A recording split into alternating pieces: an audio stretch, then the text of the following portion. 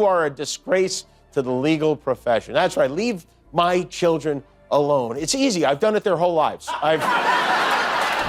There's probably no late night host who gets under Donald Trump's skin more than Jimmy Kimmel.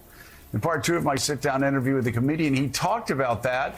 There he is, tiny soprano. I wonder what's going through his head right now.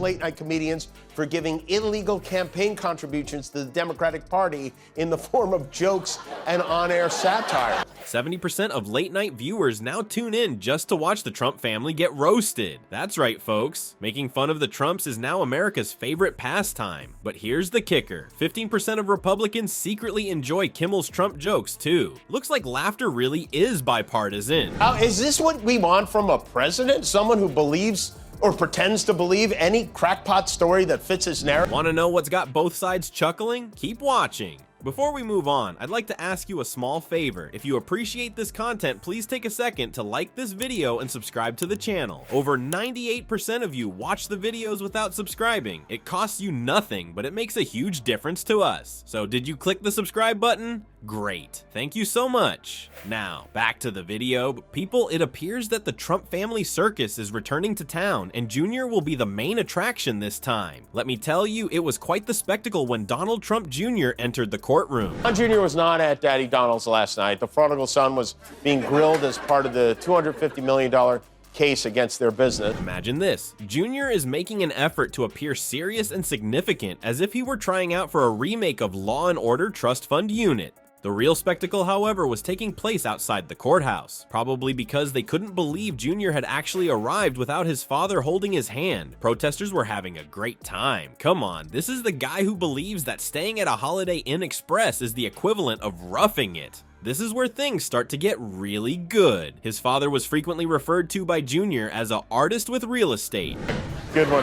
Here's the thing about Don Jr. What he lacks in intelligence, he also lacks in charisma. So, and as with, you hear the protesters chanting crime family, and that is basically what these people are, a crime family, a very dumb crime family. I'm the Tooth Fairy, too. Isn't that more akin to the Pablo Picasso of creative accounting? That masterpiece is probably hanging on the IRS's wall of shame. But there's still more. Jimmy Kimmel, our boy, couldn't help but try this comedy gem.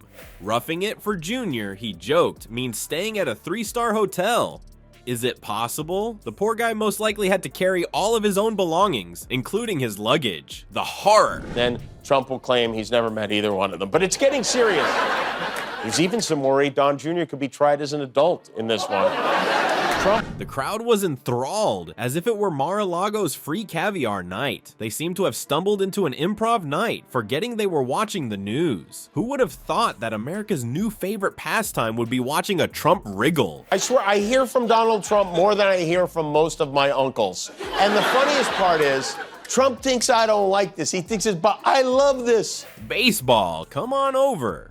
But people, it's only the beginning of this comedy show, so hold on to your red caps. The gift that keeps coming is Jr.'s testimony. For late night hosts, it's like Christmas arrived early. As we speak, they are most likely writing the Trump family thank you notes. You are a disgrace to the legal profession. That's right, leave my children alone. It's easy, I've done it their whole lives. The Gambozos, if you will, and Don Jr., he's so embarrassing. You know, the Trump's ability to make every serious situation into a comedy is almost amazing. They seem to have a unique ability to step on rakes and wonder why they are constantly struck in the face. Well, at least they're reliable, isn't that right? There he is, tiny soprano. I wonder what's going through his head right now. Well, well, well. Our favorite Twitter-loving former president apparently couldn't help but lose his temper. You'd think he'd be more interested in planning his next comb-over or honing his golf swing, but he's not. Trump made the decision to engage Jimmy Kimmel in a game of wits. Spoiler alert, old Donnie's experience wasn't good. Imagine this then. Trump, most likely sitting on his golden toilet, tapping frantically on his phone, he is referring to Kimmel as a total loser, as if it were the most heinous thing ever. There's probably no late night host who gets under Donald Trump's skin more than Jimmy Kimmel. In part two of my sit-down interview with the comedian, he talked about that. Kimmel's a loser. Look, we would do Jimmy Kimmel. I'd do Jimmy Kimmel. I did him a lot. Kimmel is over here in the meantime, most likely enjoying a cup of coffee and laughing to himself as he watches his engagement numbers skyrocket. You see, Trump was merely giving Kimmel more material on a silver platter, while he believed he was throwing knockout blows. It's adorable. But cut out the part where he makes fun of me at the Oscars. Then he mashes out the message with his thumb nubs and hits. But ultimately useless, like watching a toddler attempt to outsmart a stand-up comedian. Furthermore, Kimmel's posts received 300 times as much interaction as Trump's tweets. Aw, that must hurt more than a poorly done spray tan.